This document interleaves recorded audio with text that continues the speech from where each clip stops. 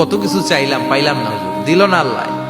বলে না আপনার সব দোয়া কবুল, তবে কবুল হওয়ার 3টা সিস্টেম আছে। কয়টা?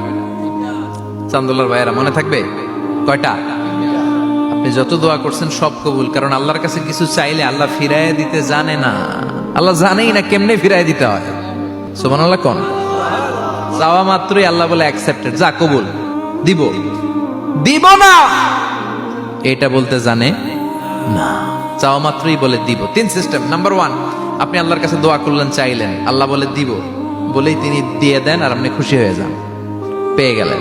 নাম্বার 2, আপনি আল্লাহর কাছে দোয়া করলেন, চাইলেন, তখনও আল্লাহ বলে দিব, তবে এখন না, সবুর, একটু পরে দিব। কখন দিলে আমার জন্য ভালো, আমার চেয়েও ভালো জানে কে, পরে দিবে। নাম্বার 3, চাইলেন, দোয়া করলেন, আল্লাহ তখনও বলে দেব, তবে এখনো না, পরেও না, কিয়ামতের দিন যেদিন বিপদে পড়বে ওই দিন দেব।